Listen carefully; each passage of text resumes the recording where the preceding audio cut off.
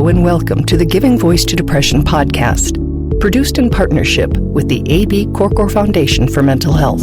I'm Terry, the creator and co-host of this podcast. I've lived with depression most of my life, and I know how easy it can be to feel all alone in the experience. I'm not alone, and you aren't either. And I'm Dr. Anita Sands, a licensed clinical psychologist and life coach with a number of my own diagnoses, all of which bring a certain amount of anxiety and depression along with them. There is great power in shared experiences. We share our own as we engage in intimate and candid conversations with our weekly guests, exploring different perspectives on and experiences with depression. We keep it real because depression is real. We keep it hopeful because there truly is hope, in spite of what depression tells you.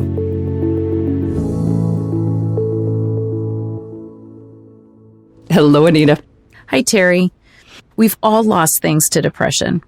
Might have been a job or another opportunity, a relationship, the future that we had imagined for ourselves, or something smaller but still significant to us. We asked our Facebook community to answer the question, what has your depression stopped you from doing? Here are some of the answers. Social connections, since it's easier to say no to an opportunity than worry that you might not be able to follow through.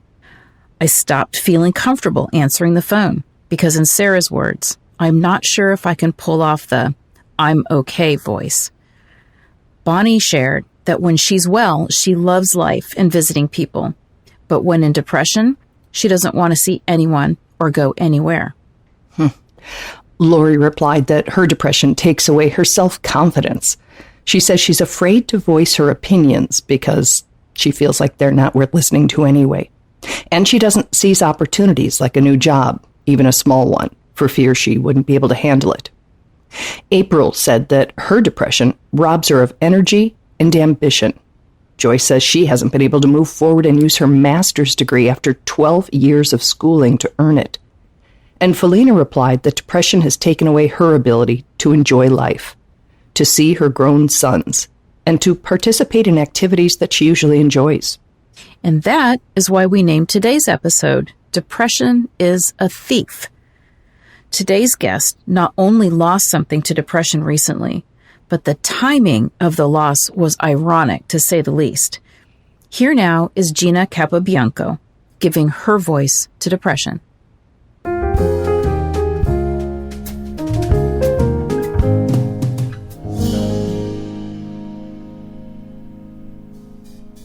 Gina is a mental health advocate and author.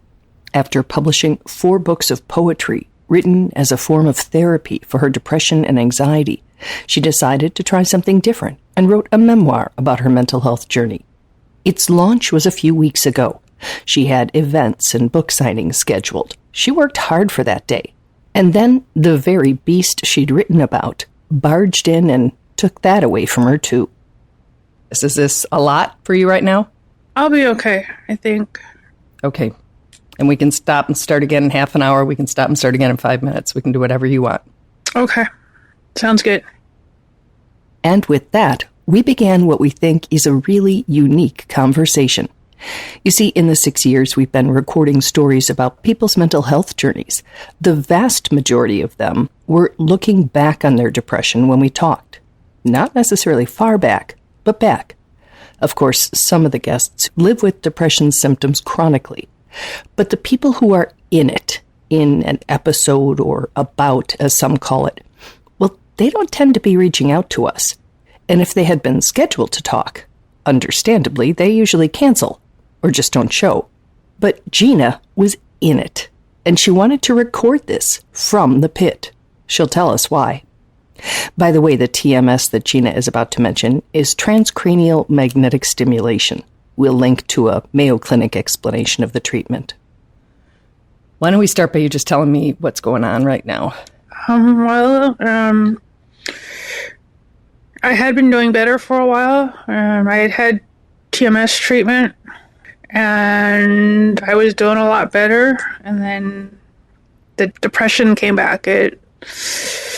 I usually refer to the depression as like a darkness that just blankets me, and like this heavy darkness, and I just started feeling that, and it's come on really strong.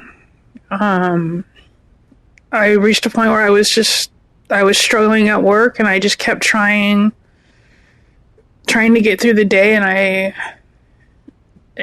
it wasn't getting better. The thoughts in my head, like I get all these thoughts, and those started intensifying, and they reached the point where I was actually, the thoughts were telling me I wanted to die, and I couldn't get those to stop, and I realized I couldn't be at work like that anymore.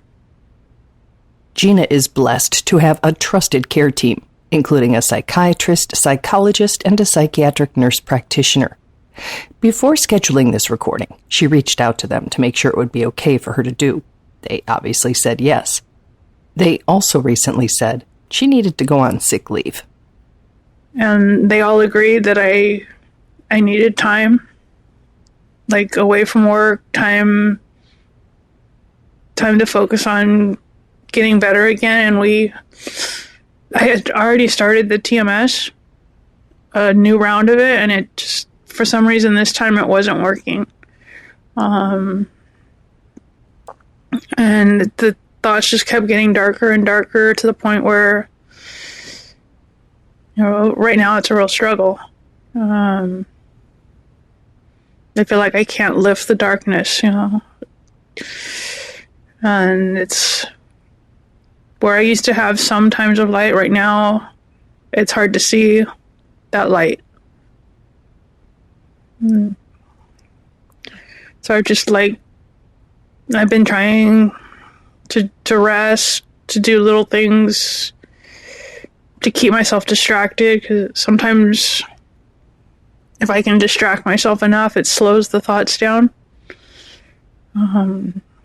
I'm going to try a new treatment that they're hoping will help make the thoughts stop and get me back to where I can reframe those thoughts and get back to feeling better. But it's a process. Yeah. So you're talking to me now, which I just find amazing. And I reached out to you knowing you were in it. Very few people who were out in the world functioning, going to their job and everything, and then were unable because it reared its ugly head, have said in the middle of it, I'll talk to you. Why are you willing to do this? And what's the, the message from down there?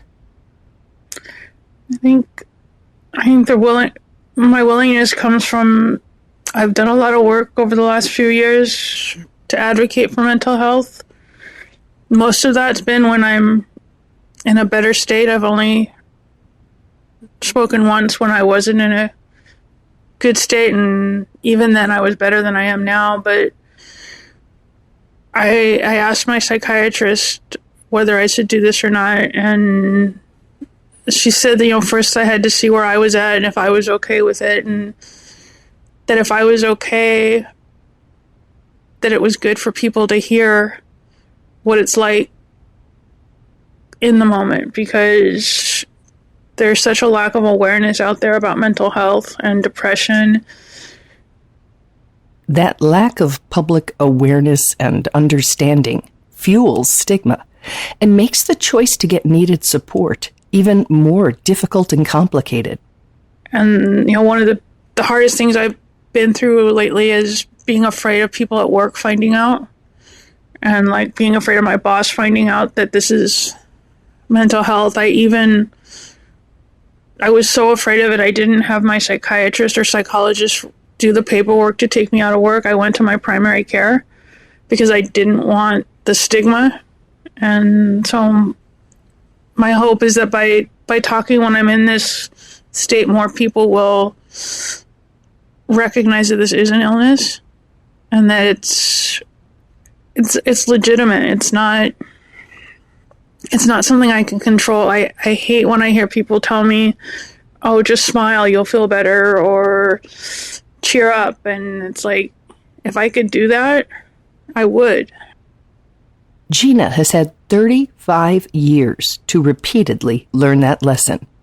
Her depression has been weighing on her since she was 14 years old. Are the thoughts your worst symptom? They're the hardest to deal with, yeah. 'Cause they get scary, and most of the time, I feel like I'm not going to act on them. And I know I have my psychologist that I can call, but one day last week, they started venturing into the planning, and that gets scary. And as much as I know I have my team, I also know that they can't magically make the thoughts disappear. I'm still going to have to struggle with them. And they can help relieve them.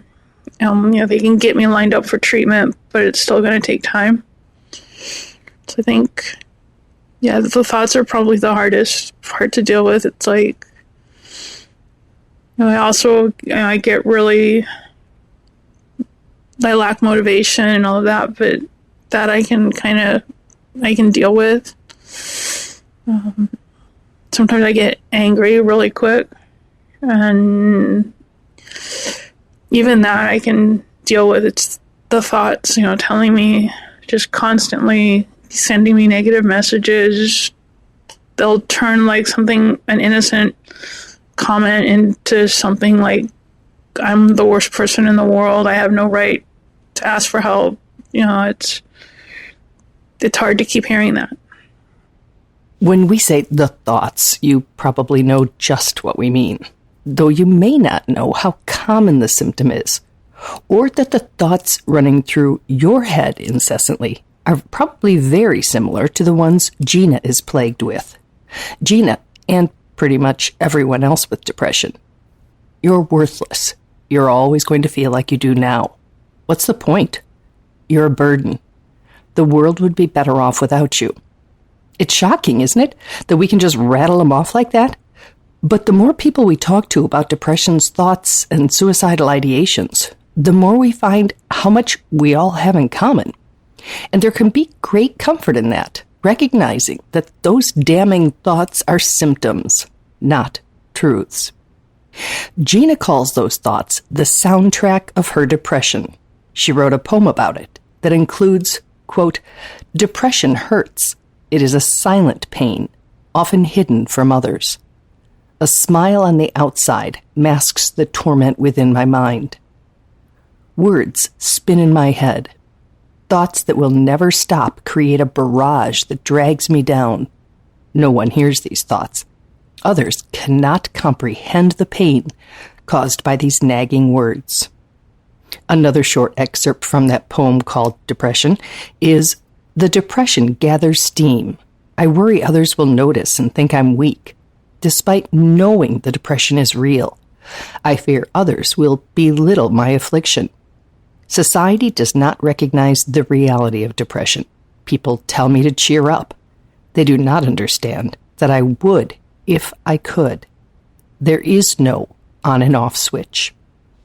Often, though, there is the need to flip the switch on our plans off, bringing us back to the theme of today's episode. Depression is a thief. What was going on in your head when you realized this book launch is coming and I can't do it? All my work was for nothing, and I'm not going to be able to publicize it, and people aren't going to hear the message. I had to cancel some events. I've had to say no to a couple others because I was asked to do a couple things, and my friend is kind of taking over my social media for me. So we did get some publicity, and but it was just the thoughts that I had put all this effort into this book to tell my story, and here goes my depression again interfering, and it's not going to let me tell that story. Yeah. It makes it more real in a way, though, too, doesn't it? Or is it just plain old all bad? Because from the outside, when I read that you were launching your book and then I read that you weren't, I was like, oh, that makes the book so much more real to me. Because she does get it. It's not, So I had depression. And I don't. How cool is that? Because that's a nice message for some people who have that experience. But then there's all the rest of us. Yeah. Yeah, I think. So I'm hoping you can just delay your launch. And it may, in fact, be more impactful because you can say, you're not even going to believe this. I was supposed to do this, in early December and couldn't. Yeah, I went ahead and let it be released, but we canceled all the events, and the bookstore that I was going to be at, they're going to reschedule with me. They said when I feel better, they'll do it. So hopefully in the spring, I'll be better and we can do more with it. I noticed that when you write that one of your key messages is that healing is possible. And I really appreciate the use of that word versus recovery, which seems to suggest the absence of the possibility of it in the future. So talk to me a little bit about the difference between those two words for you, healing being possible versus recovery being possible. I think what it comes down to is depression is a lifelong illness. It's always going to be there, whether it's fully rearing its ugly head or it's just kind of there. And healing is when the light comes in, when you can see kind of through that depression a little bit and feel better, and you're not in the depths of it, but you're aware that it could come back and that it more than likely will. Even with treatments like TMS, I know I'm going to get maybe 5-6 months before it starts to come back again, and then I have to be cognizant of it and watching so that I go back before it gets too bad. And it's, I don't know, I kind of liken it to something like diabetes, where you have to watch your blood sugar. You have to get those blood tests. You have to be aware of what your levels are. And it's the same thing with depression. You have to monitor when you can, monitor where your depression is at so that you head off before it gets to the really bad points. Gina defines healing as doing what you need to do to take care of yourself, which she says may include medications, therapy, and groups.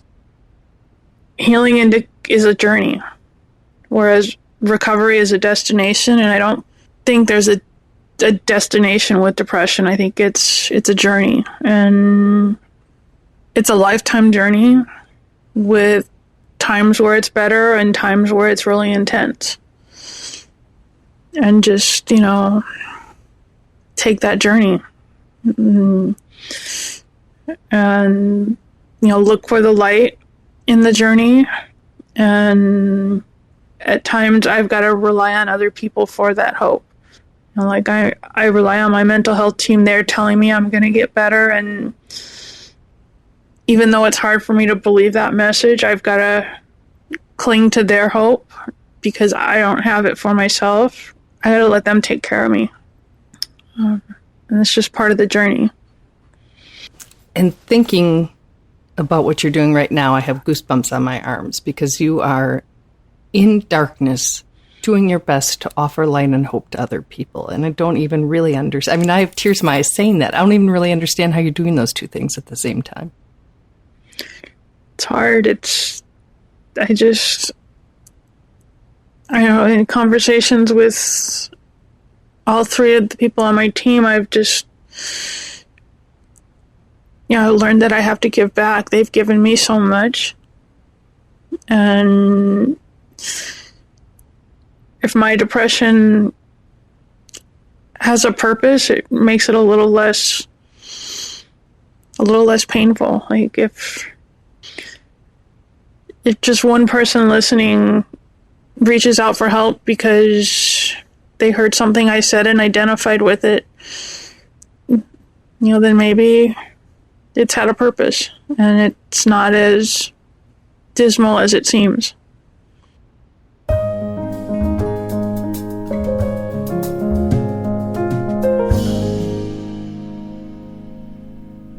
Just wanted to make a note that we have heard from Gina since the interview, and she told us that the new treatment, which is ketamine, is apparently working, and she is feeling better. She said starting to feel better, and she is scheduled to go back to work the day, actually, that this episode posts. Well, Terry, one of the things that really, really stood out for me listening to Gina, and one of the points that I think she's also making, is that depression is more than the presence of sadness or feeling sad. And, I liked the title that depression is a thief, because depression is the absence of so many things that I then think we start feeling sad that we've lost. That ability to feel like ourselves and to feel like we can connect and want to connect with other people. Just the ability to feel like we can experience the world, the way that we used to be able to. And it's like having this timeout in, the Sylvia Plath bell jar, except we didn't do anything to deserve it, but we're stuck and we're behind that glass and we just can't feel all the things and participate in all the things that we used to. So it's so much more than sadness. It's the loss of so much. And when you say not experience the world the way we used to, there's also that element of not believing we have a place in that world, that not believing we have gifts and value to bring to the world. And that is a really hard lie when you believe it. Mm-hmm. Yeah, that feeling of unworthiness that just permeates everything. Mm-hmm. I just think it was so helpful for Gina to do what she did here because, she's just being herself. She's being human. She's depressed. It's real. It sucks. We hope and believe it's going to get better. But at the time of your interview with her, she just was where she was. She was. And I think that is important for people to know if they're experiencing that or if they have that's a part of some human's experience. It is exactly what that's like. She's not hiding anything. She's not masking it. She's just being herself with depression. Mm-hmm. And it was just amazing because I can tell you when I'm in it, the last thing I want to do is connect or communicate. Certainly wouldn't want to do conversation or interview. And I don't know that I'd want to put out, this is what I sound and feel like when I'm in it. So, so grateful that she was willing to, and that her care team, felt that it was appropriate and would be helpful to a listener. Yes. She did send me her book. I'm holding it up, which is kind of ridiculous given that this is audio, but it is called Traveling the Healing Journey, Finding the Light in Mental Illness. And one of the poems near the end of it, I'm going to read here, is called Beacon in the Darkness. And this reminds me not only of Gina, but of every guest we've ever had. She said, too many of us are silenced by mental illness. The time has come to raise our voices, share, advocate, and fight back. I have a voice I must use. And then it ends with, my words can make a difference. Joined with others, we can be a force. Those of us with mental illness deserve to be heard. We have stories worth sharing. So I will use my voice. Be a beacon in the darkness. God, I love that. And that's what everybody on this podcast is. Yes. Right? They're beacons in the darkness, because if you're listening, you just think, even in it, you come out. Even the worst of the worst. And, we've talked to a lot of attempt survivors, and they're in a place that's different, that's significantly better than where they were. We don't want to say all better now, but, really different, living lives worth living. I just, it fills my heart. And if you're stuck at the moment, just knowing that you're not alone, that other people have felt this way, are feeling that way right at that moment, I think can help bring you back into a feeling of, I do still belong. I am part of a community. I'm not the only one. Yeah, not a community any one of us would willingly join. No. But yes, there is still some comfort in it, and that's the whole point here. Yes. So thank you to Gina and to every other guest. This is our 351st episode, I think, even though it's number 200 something, because I'm really bad with math and didn't remember to number a bunch of them. But it is an honor to hear and share these stories. So thank you to every guest we've had. Absolutely. Thank you.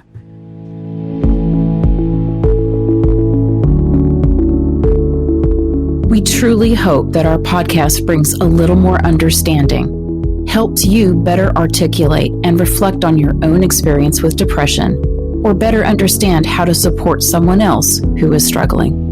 If this episode has been of comfort or value to you, know that there are hundreds of others like it in our archive, which you can easily find at our website, givingvoicetodepression.com. And remember, if you're struggling, speak up, even if it's hard. If someone else is struggling, take the time to listen